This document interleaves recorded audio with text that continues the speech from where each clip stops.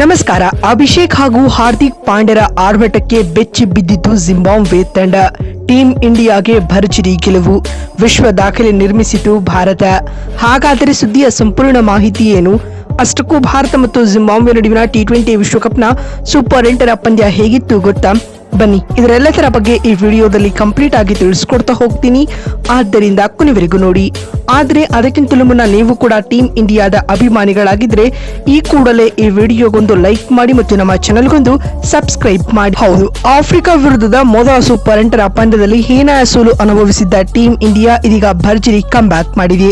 ತನ್ನ second super 8ರ ಪಂದ್ಯದಲ್ಲಿ team India Zimbabwe ವಿರುದ್ಧ 72 ರನ್ಗಳ ಭರ್ಜರಿ ಗೆಲುವು ದಾಖಲಿಸುವ ಮೂಲಕ ತನ್ನ ಸೆಮೀಸ್ ಆಸೆಯನ್ನ ಇನ್ನೂ ಕೂಡ ಜೀವಂತವಾಗಿರಿಸಿಕೊಂಡಿದೆ ಸ್ನೇಹಿತರೆ. ಈ ಸೋಲಿನೊಂದಿಗೆ ಜಿಂಬಾಬ್ವೆ ತಂಡ ಇದೀಗ ಸೆಮೀಸ್ ರೇಸ್ನಿಂದ ಹೊರಬಿದ್ದಿದೆ.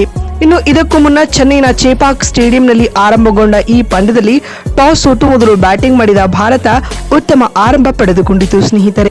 ಮೊದಲ ವಿಕೆಟ್ಗೆ ಅಭಿಷೇಕ್ ಶರ್ಮಾ ಹಾಗೂ ಸಂಜು ಸ್ಯಾಮ್ಸನ್ 48 ರನ್ ಪೂರೈಸಿದರು. ಈ ಮಧ್ಯೆ ಸಂಜು ಸ್ಯಾಮ್ಸನ್ 24 ರನ್ ಬಾರಿಸಿ ವಿಕೆಟ್ ಒಪ್ಪಿಸಿದರು. ಅದಾದ ಬಳಿಕ ಅಭಿಷೇಕ್ ಶರ್ಮಾ ಕೇವಲ 26 ಎಸೆತಗಳಲ್ಲಿ ಅರ್ಧಶತಕ ಸಿಡಿಸಿ ಈ ಟೂರ್ನಿಯಲ್ಲಿ ಮೊದಲ ಆಫ್ ಸೆಂಚುರಿ ಬಾರಿಸಿದರು. ಇನ್ನು ಇಶಾನ್ ಕಿಶನ್ ರವರ ಆಟ 38 ರನ್ಗಳಿಗೆ ನಿಂತು ಹೋಯಿತು. ಇದಾದ ಬಳಿಕ ಸೂರ್ಯಕುಮಾರ್ ಯಾದವ್ 33 ರನ್ ಬಾರಿಸಿ ವಿಕೆಟ್ ಒಪ್ಪಿಸಿದರು. ಆದ್ಯಾಗೂ ಡೆತ್ ಓವರ್ಗಳಲ್ಲಿ ಬಿರುಸಿನ ಆಟವಾಡಿದ ಹಾರ್ದಿಕ್ ಪಾಂಡ್ಯ ಹಾಗೂ ತಿಲಕ್ ವರ್ಮಾ ಜಿಂಬಾಬ್ವೆ ಬೌಲರ್ಗಳನ್ನ ಬೆಂಡೆತ್ತಿದರು ಸ್ನೇಹಿತರೆ. ಇವರಿಬ್ಬರ ನಡುವೆ 84 ರನ್ಗಳ ಅದ್ಭುತ ಪಾಲುದಾರಿಕೆಯೂ ಕೂಡ ಕಂಡು ಬಂದಿತ್ತು.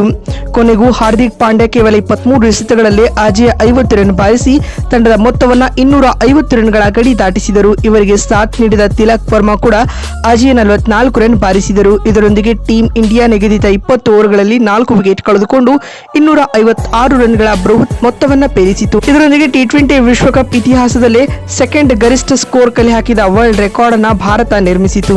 ಈ ಗುರಿಯನ್ನ ಬೆನ್ನಟ್ಟಿದಂತ ಜಿಂಬಾಬ್ವೆ ತಂಡವು ಕೂಡ ಉತ್ತಮ ಆರಂಭ ಪಡೆದುಕೊಂಡಿತು. ಮೊದಲ ವಿಕೆಟ್ಗೆ 44 ರನ್ಗಳ ಜೊತೆಯಾಟ ಕಂಡು ಬಂದಿತ್ತು ಮತ್ತು ಅಕ್ಷರ್ ಪಟೇಲ್ ಮೊದಲ ಬ್ರೇಕ್ ಥ್ರೂ ತಂದುಕೊಡ್ತಾರೆ. ಮರುಮನಿ 20 ರನ್ ಬಾರಿಸಿ ವಿಕೆಟ್ ಒಪ್ಪಿಸಿದರೆ ಮೇಯರ್ಸ್ ರವರ ಆಟ 6 ರನ್ಗಳಿಗೆ ನಿಂತು ಹೋಯಿತು. ಇನ್ನು ಕ್ಯಾಪ್ಟನ್ ಸಿಕಂದರ್ ರಾಜಾ 31 ರನ್ ಬಾರಿಸಿ ಬ್ಯಾಟ್ ಎತ್ತಿಟ್ಟರು.